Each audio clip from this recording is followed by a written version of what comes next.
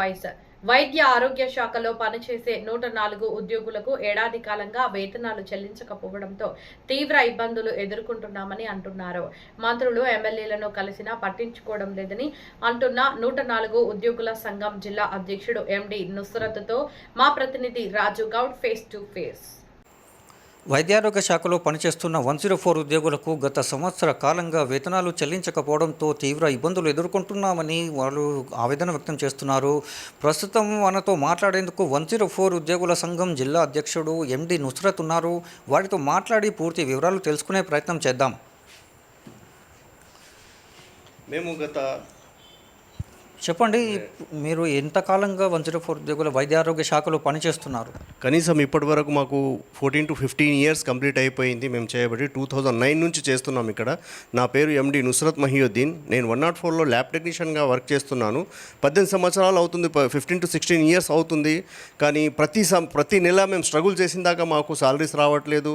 ఈ కాంగ్రెస్ గవర్నమెంట్ పెట్టిందే ఈ 104. మన వైఎస్ రాజశేఖర రెడ్డి గారు ఉన్నప్పుడు దీనికి స్టార్ట్ చేశారు. మాకు అపాయింట్ చేశారు.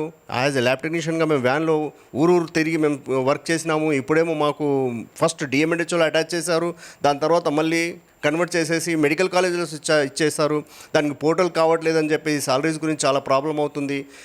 కనీసం ఇప్పటివరకు అయితే 15 months నుంచి మాకు సాలరీస్ లేకుండా ఎట్లా బతుకుతాం? ఇప్పుడు స్కూల్స్ స్టార్ట్ అయినాయి, ఫీజులు కట్టాలి, పిల్లలు హౌస్ రెంటెడ్ కట్టాలి, అన్నీ ఉన్నాయి, చాలా ప్రాబ్లమ్స్ ఉన్నాయి.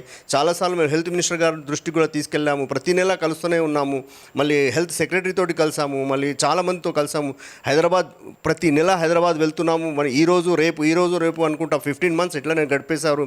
మళ్ళీ మాకు కంటిన్యూషన్ కూడా ఇవ్వలేదు. కంటిన్యూషన్ ఇవ్వకుండా మేము వర్క్ ఎట్లా చేయాలి? మెడికల్ కాలేజ్లో డైలీ 3 డ్యూటీస్ చేస్తున్నాం, morning and evening and night 3 డ్యూటీల్లో చేస్తున్నాము. కానీ ఇంతవరకు మాకు గుర్తింపు అనేది లేదు. కంటిన్యూషన్ ఇవ్వాలని చెప్పి చాలాసార్లు మేము హెల్త్ మినిస్టర్ అయినా కానీ, మళ్ళీ సెక్రటరీ గారి కానీ, మళ్ళీ డిఎంఈ సార్ కూడా కలిసాం చాలాసార్లు. కానీ దానికి రెస్పాన్స్ లేదు. దయచేసి మాకు హెల్త్ మినిస్టర్ గారు ఏదో ఒకటి చేయాలని చెప్పి మాకు కంటిన్యూషన్ ఇవ్వాలి, లేదనంటే మాకు సాలరీస్ అన్న టైంకి ఇచ్చేటట్టు చేయాలని మేము మా 104 గురించి మేము చాలా వరీగా ఉన్నాము. ఈ 104 అనే పదం అసలు ప్రతి నెల మేము స్ట్రగుల్ చేసిన దాకా మాకు సాలరీస్ రావట్లేదు. మీరు గత 15 నెలలుగా జీతాలు రాకుండా ఎలా గడుపుతున్నారు? మరి అప్పులు చేసి కోరుకున్నామని చెప్పేసి ఆవేదన వ్యక్తం చేస్తున్న పరిస్థితి ఉంది.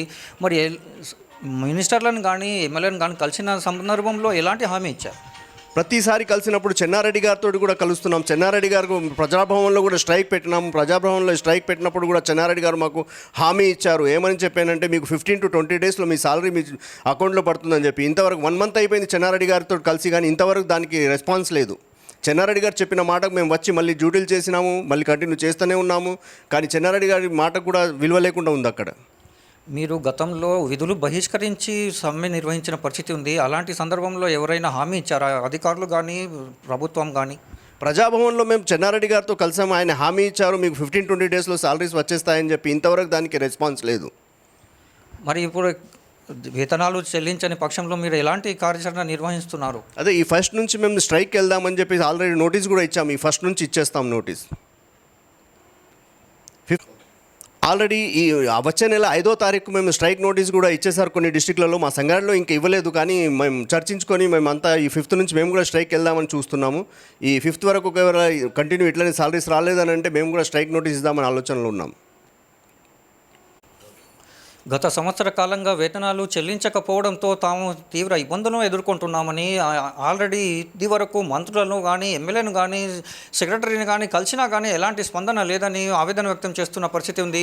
తమకు 5వ తారీఖు లోపల మాకు పెండింగ్ వేతనాలు మొత్తము చెల్లించని పక్షంలో తాము సమ్మెకు చేయడానికి కూడా వెనుకాడబోమని హెచ్చరిస్తున్నారు. కెమెరామెన్ జనార్దన్తో Raju Goud, my voice news, Sangareddy జిల్లా నుంచి.